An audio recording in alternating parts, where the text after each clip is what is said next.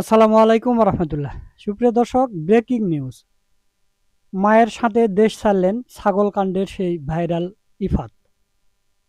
তো এই বিষয় নিয়ে বাংলাদেশ মোমেন্ট একটা নিউজ করেছে, সেই নিউজটা আপনাদের দেখাবো। আপনারা এই পাশে দেখতে পাচ্ছেন। তারা শিরোনাম করেছে, মায়ের সাথে দেশ ছাড়লেন ছাগলকাণ্ডে ভাইরাল ইফাত। ছাগলকাণ্ডে একে একে বের হয়ে আসছে অনেক তথ্য। এবার শোনা যাচ্ছে জাতীয় রাজস্ব বোর্ডের এনবিআর সদস্য মোহাম্মদ মতিউর রহমানের দ্বিতীয় পক্ষের স্ত্রী শাম্মী আক্তার শিবলির ছেলে মুশফিকুর রহমান ইফাত ও ইরফান দেশত্যাগ করেছেন। তো তারপরে মতিউর রহমান কিভাবে এই টাকা পয়সাগুলো দুর্নীতি করেছে সেগুলো দেওয়া আছে। মানে বিভিন্ন ব্যবসায়ীদের সে ইন্ডিকেট করে টার্গেট করে করে তাদের থেকে এই টাকা নিয়েছে। তারপরে ব্যবসায়ীদের আহ, কিছু ব্যবসায়ীদের টার্গেট করে তিনি শেয়ার বাজারে টাকা লাগাতেন। তো এরকম করে সে টাকা পয়সা ইনকাম করেছে। তো পালিয়ে যাওয়ার বিষয়টা আমি আপনাদের একটু দেখাতে চাই। নিউজের মাঝখান থেকে আপনাদের একটু পড়ে শোনাই।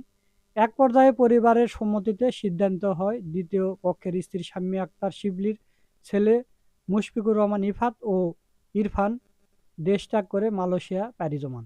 বুধবার চট্টগ্রাম হয়ে কুয়ালালামপুরের উদ্দেশ্যে দেশ ত্যাগ করেন তারা। সংশ্লিষ্ট একাধিক সূত্রে উল্লেখিত তথ্য জানা গেছে। অভিযোগ সম্পর্কে জানতে এনবিআর সদস্য মোহাম্মদ মতিউর রহমানের মোবাইল ফোনে একাধিকবার কল করা হলেও তিনি রিসিভ করেননি। একই নম্বরে হোয়াটসঅ্যাপে বক্তব্য চেয়ে খুদে বার্তা পাঠালেও তিনি জবাব দেননি। তো দর্শক, এই হলো বৃত্তান্ত। এই ছাগলকাণ্ডের ইফাত সে তার মাকে নিয়ে দ্বিতীয় পক্ষের যে স্ত্রী মতিউর রহমানের, তারা ছেলে এবং মা দুইজনে মালয়েশিয়া চলে গেছে। তো দেশে থাকলে হয়তো কিছু একটা হতে পারে, গ্রেপ্তার টেপ্তার হতে পারে, এই কারণে ভয়ে তারা চলে গেছে। তো আপনাদের আরেকটা নিউজ দেখাবো।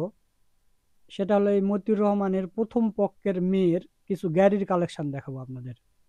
দর্শক, এটা আমি ফেসবুকে একটা পেজ থেকে নিয়েছি। আপনারা এই পাশে দেখতে পাচ্ছেন যে এখানে লেখা আছে, ইফতের সৎ বোন মতিউর রহমানের প্রথম ঘরের মেয়ে ইস্পিতা কানাডায় যে গাড়ি চালায় সেটার মূল্য 2.5 কোটি টাকা না, সেটার মূল্য বাংলাদেশি টাকায় প্রায় 4 কোটি টাকা। গাড়িটি বিশ্ববিখ্যাত ম্যাকলরেন ব্র্যান্ডের। নিচের ছবিতে গাড়িতে বসা এবং গাড়ির সাথে দাঁড়ানো অবস্থায় ইস্পিতা। এটা হচ্ছে ওই মতিউর রহমানের প্রথম পক্ষের মেয়ে, কানাডায় থাকে। আপনারা দেখতে পাচ্ছেন। আর একটা পিক দেখেন, এই গাড়িরই আর একটা পিক। তো মতিউর রহমান সে রাজস্ব কর্মকর্তা, দেখেন তার ছেলে মেয়েদের গাড়ির কালেকশন। এর আগে আপনারা দেখেছেন যে ওই দ্বিতীয় পক্ষের ইফাতের গাড়ির কালেকশন দেখছেন 4-5টা, এখন মেয়েরটা দেখলেন। তো দর্শক, এখন আপনাদের আর একটা পুলিশ কর্মকর্তার কিছু তথ্য দিব। এটা নতুনভাবে ভাইরাল হয়েছে এবং এটা নিয়ে ইত্তেফাক একটা অনুসন্ধানী রিপোর্ট করেছে। সেই রিপোর্টটা আপনাদের দেখাবো। আপনারা স্ক্রিনটা লক্ষ্য করুন। দর্শক, আপনারা দেখতে পাচ্ছেন এখানে লেখা আছে ইত্তেফাক অনুসন্ধান। ডিআইজি জামিল হাসান যেন আরেক ভূস্বামী। রিসোর্ট করতে জমি কিনেছেন 120 বিঘা, 30 বিঘা জমির উপর বাড়ি, 36 বিঘায় গরুর খামার হাট, ঢাকায় 2টি ফ্ল্যাট, 4টি বিলাসবহুল গাড়ি। তো নিউজটা আপনাদের একটু পড়ে শোনাই। এটা ইত্তেফাকের বিশেষ প্রতিবেদন। পুলিশের বরিশাল রেঞ্জের ডিআইজি জামিল হাসান যেন এ কালের ভূস্বামী। রিসোর্ট করার জন্য জমি কিনেছেন 40 একর, 120 বিঘা। নিজের পৈতৃক বাড়িটি নতুন করে গড়েছেন 30 বিঘা জমির উপর। এর পাশে আছে আস্ত 36 বিঘা জমির উপর গরুর খামার। এর সঙ্গে আছে গরুর হাট, যে হাট থেকে ইজারা নেন তারাই। মানে ওরা নিজেরা নিজেরা গরুর একটা হাট দিয়েছে, সেই হাটের ইজারা, মানে যে হাটে হাটে যে চাঁদাটা তোলা হয় হাটের জমির জন্য, সেটাও তারাই তোলেন। তার এসব জমি বরিশাল উজিলপুর উপজেলায়। এর বাইরেও ঢাকায় তার আছে 2টি ফ্ল্যাট। এর একটিতে তার পরিবার বসবাস করে, অন্যটি প্রস্তুত হচ্ছে। গত 4-5 বছরের মধ্যে তিনি এই সম্পদ করেছেন। মাত্র কয়েক বছরের মধ্যে এত সম্পদ কিভাবে অর্জন করা সম্ভব? জানতে চাইলে ট্রান্সপারেন্সি ইন্টারন্যাশনাল বাংলাদেশের টিআইবি নির্বাহী পরিচালক ইফতেখারুজ্জামান ইত্তেফাককে বলেন যে একজন পুলিশ কর্মকর্তা এটুকু সম্পদ থাকা অস্বাভাবিক নয়, কারণ তারা তাদের রোল মডেল হিসাবে মনে করেন সাবেক আইজিপি বা পুলিশ কমিশনারকে। তাদের যদি হাজার হাজার বিঘা জমি থাকতে পারে, তাহলে একজন ডিআইজির কেন কয়েকশো বিঘা জমি থাকতে পারে না, মানে থাকবে না। মানে ওই ট্রান্সপারেন্সি ইন্টারন্যাশনাল আখতারুজ্জামানকে প্রশ্ন করা হয়েছে যে এই পুলিশের এত জমি, তখন তিনি ট্রল করে বলেছেন যে সাবেক ডিআইজি এবং বেনজিরের যদি হাজার হাজার বিঘা জমি থাকে, তাহলে এর শত শত বিঘা জমি থাকলে সমস্যা কোথায়, মানে এটা ট্রল করে বলেছেন। তো দর্শক, এখানে নিউজে আরো অনেক কিছু তুলে ধরা হয়েছে, তো আপনারা ভিডিওটা পজ করে দেখতে পারেন, দেখে নিন। আমি এই বিষয়ে আর বেশি দূরে যাচ্ছি না, আমি আরেকটা বিষয় নিয়ে কথা বলবো। সেটা হচ্ছে, আপনারা এই পাশে দেখতে পাচ্ছেন যে বাংলাদেশ পুলিশ সার্ভিস অ্যাসোসিয়েশন, মানে বাংলাদেশ পুলিশ সার্ভিস অ্যাসোসিয়েশন, এটা একটা সংগঠন। এটা হচ্ছে বিসিএস ক্যাডারদের সংগঠন, মানে পুলিশদেরই মধ্যে যারা বিসিএস ক্যাডার তাদের নিয়ে একটা সংগঠন। তো এনারা দাবি করতেছে যে পুলিশের বিরুদ্ধে গণমাধ্যম হচ্ছে নিউজ করতেছে। এটার আমি একটু পরে আপনাদের শোনাই। তো আপনারা এই পাশে দেখতে পাচ্ছেন যে বাংলাদেশ পুলিশ অ্যাসোসিয়েশনের যে মানে এরা বিবৃতিটা দিয়েছে, সেটা এখানে বিষয় লেখা হয়েছে যে বাংলাদেশ পুলিশের সাবেক ও বর্তমান সদস্যের সম্পর্কে গণমাধ্যম সাম্প্রতিক সময়ে প্রচারিত অতিরঞ্জিত সংবাদ প্রসঙ্গে সম্প্রতি সময়ে প্রিন্ট ও ইলেকট্রিক মিডিয়া এবং সামাজিক যোগাযোগ মাধ্যমে বাংলাদেশ পুলিশের সাবেক ও বর্তমান সদস্য নিয়ে ধারাবাহিকভাবে প্রচলিত অতিরঞ্জিত রিপোর্ট সম্পর্কে বাংলাদেশ পুলিশ সার্ভিস দৃষ্টি আকৃষ্ট হয়েছে। এই ধরনের আংশিক উদ্দেশ্যপ্রণীত ও ঢালাওভাবে প্রচলিত অতিরঞ্জিত রিপোর্টের তীব্র নিন্দা প্রতিবাদ জানাচ্ছে বাংলাদেশ পুলিশ সার্ভিস অ্যাসোসিয়েশন। মানে এই সংগঠনটা বলতে চাচ্ছে যে বর্তমান সময়ে এসে পুলিশের সাবেক এবং যারা চাকরিরত আছে তাদের বিরুদ্ধে এই প্রিন্ট মিডিয়া, ইলেকট্রিক মিডিয়া, গণমাধ্যমগুলো উঠে পড়ে লেগেছে, মানে একের পর এক তথ্য ফাঁস করতেছে। এটা হচ্ছে তাদের করা উচিত হচ্ছে না, মানে এক পুলিশের জন্য অন্য পুলিশের বদনাম হচ্ছে, এই কারণে তারা এই রিপোর্টটা করেছে।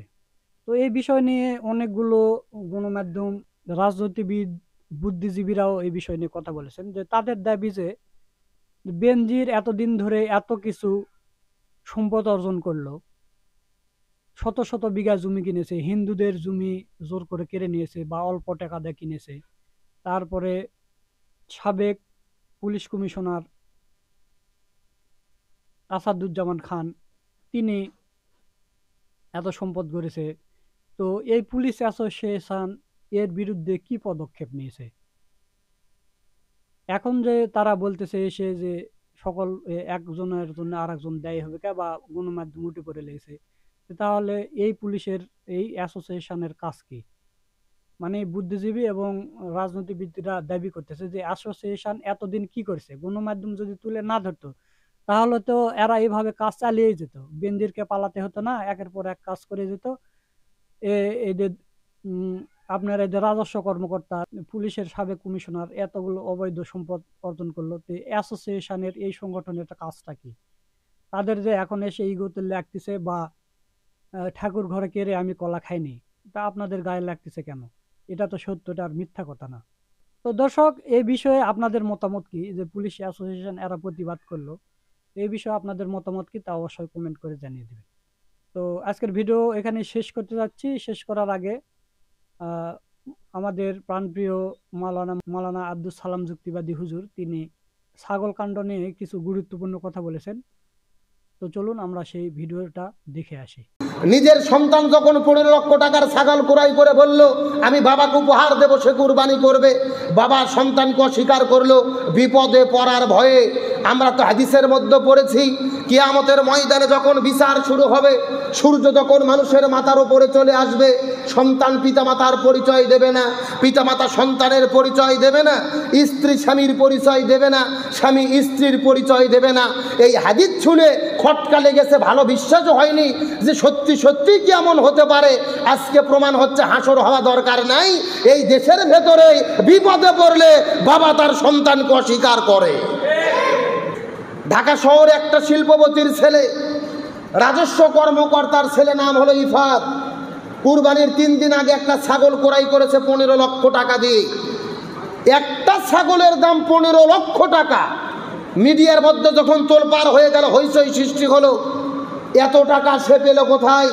19 বছরের যুবক 15 লক্ষ টাকা দিয়ে ছাগল ক্রয় করলো। জানি না আর বাড়িতে কত কোটি টাকা আছে। মিডিয়া যখন তার পেছনে লাগলো, তোলপাড় শুরু হয়ে গেল। পরিচয় বের হলো, সে একটা রাজস্ব কর্মকর্তার ছেলে, রাজস্ব কর্মকর্তা মতিউর রহমানের ছেলে ইফাত। তখন সাংবাদিকরা দুদকের মাধ্যমে আহ্বান করলো, তদন্ত করো, এর বাড়িতে কত কোটি টাকা আছে, এর বাবার কত আত্মসাৎ করা টাকা আছে। 15 লক্ষ টাকা দিয়ে ছাগল কেনে, 20 লক্ষ টাকা দিয়ে গরু কেনে, এত টাকা পাইল কোথায়? এই মিডিয়া যখন তোলপাড় শুরু হয়ে গেল, তখন এই ছেলের বাবা মতিউর রহমান বলতেছে, ইফাত আমার সন্তান না। কি বুঝলেন? যখন বিপদের মধ্যে পড়েছে, একটা কথা আছে, ঠেলার নাম বাবাজি। নিজের সন্তান যখন 15 লক্ষ টাকার ছাগল ক্রয় করে বলল, আমি বাবাকে উপহার দেব, সে কুরবানি করবে, বাবা সন্তানকে অস্বীকার করলো বিপদে পড়ার ভয়ে। আমরা তো হাদিসের মধ্যে পড়েছি, কিয়ামতের ময়দানে যখন বিচার শুরু হবে, সূর্য যখন মানুষের মাথার উপরে চলে আসবে, সন্তান পিতামাতার পরিচয় দেবে না, পিতামাতা সন্তানের পরিচয় দেবে না, স্ত্রী স্বামীর পরিচয় দেবে না, স্বামী স্ত্রীর পরিচয় দেবে না। এই হাদিস শুনে খটকা লেগেছে, ভালো বিশ্বাসও হয়নি যে সত্যি সত্যি কি এমন হতে পারে। আজকে প্রমাণ হচ্ছে হাসর হওয়া দরকার নাই। এই দেশের ভেতরে বিপদে পড়লে বাবা তার সন্তানকে অস্বীকার করে। তার মানে আল্লাহ তাআলা যেন আমাদেরকে আঙুল দিয়ে এই ঘটনার মাধ্যমে শিক্ষা দিচ্ছে, এই দুনিয়ার মধ্যেই বিপদে পড়লে সন্তান বাবার পরিচয় দেয় না, বাবা সন্তানের পরিচয় দেয় না। আর হাসর তো মহা কঠিন। সন্তান যখন বাবাকে বাবা বলে পরিচয় দেবে, বাবা বলবেন আমি জীবনে তো বিয়েই করি নাই, সন্তান হলো কোথা থেকে? স্ত্রী স্বামীকে স্বামী বলে পরিচয় দেবে না, বলবে আমার জীবনে তো বিয়েই হয় নাই, স্বামী আসবে কোথা থেকে? ওই হাসরের ময়দানের কথা শুনেছি আর বাংলাদেশে লক্ষ্য করে দেখতেছি, বিপদের মধ্যে পড়ে এই বাংলাদেশে বাবা ছেলেকে ভুলে যাচ্ছে। কথা বলেন ঠিক কিনা? তার মানে বোঝা গেল বিপদে পড়লে কেউ কারু সাথী হতে চায় না। কিন্তু আমার প্রশ্ন হলো, মিথ্যা নাটকবাজি করেই তো লাভ হবে না। সাদেক এগ্রোর থেকে ছাগল কিনেছিল, হঠাৎ করে তারা পোল্ট্রি মেরে বললে ছাগল ক্রয় করেনি, 1 লক্ষ টাকা দিয়ে চলে গেছে, পরে আর নেয় নাই। আমার কথা সুস্পষ্ট, এই ইফাত এবং তার বাবা রাজস্ব কর্মকর্তা এবং সাদেক এগ্রো, এদের সমস্ত নাটকবাজি বন্ধ করার জন্য এদেরকে আইনের আওতায় নিয়ে এসে তদন্ত করে দেখা দরকার, এরা কত কোটি টাকার দুর্নীতি করেছে। আমার দেশের টাকা, আপনার টাকা, আমার টাকা, আমাদের ট্যাক্সের টাকা তারা কোটি কোটি টাকা চুরি করে বিদেশে পাচার করে, বেগুন পাড়া তৈরি করে, কোটি টাকা দিয়ে, লক্ষ টাকা দিয়ে 15 লক্ষ টাকার ছাগল কেনে। আপনাদের কি মনে হয় 15 লাখ টাকা থেকে হালাল টাকা উপার্জন করে ছাগল কেনা কিনা সম্ভব? হালাল টাকা দিয়ে তো লক্ষ টাকারই কুরবানি কেনা সম্ভব নয়। এত টাকা তারা দুর্নীতি করেছে। আজকে 20 লাখ 30 লাখ টাকার গরু কুরবানি হয় মানুষকে দেখানোর জন্য না। আপনি 20 লক্ষ টাকার একটা গরু কুরবানি না দিয়ে 20 লক্ষ টাকার 20টা গরু কুরবানি দেন, গরিবরা গোস্ত বেশি পাবে, তারা লাভবান হবে। আজকে আমরা 2 লাখ টাকার ছাগল কিনি, কি দরকার? আপনি 20,000 টাকা করে 5টা ছাগল কেনেন, 5টা কুরবানি দেন, গোস্ত বেশি হবে, গরিবরা লাভবান হবে। কিন্তু এদের ধান্দা না, বড়টা কিনবো, মিডিয়াতে প্রচার হবে, আমি ভাইরাল হয়ে যাব। তার মানে এটাকে আল্লাহর জন্য নাকি লোক দেখানোর জন্য? একটা কথা ভালো করে বুঝবেন, লোক দেখানো ইবাদত আল্লাহ তাআলা কবুল করে না।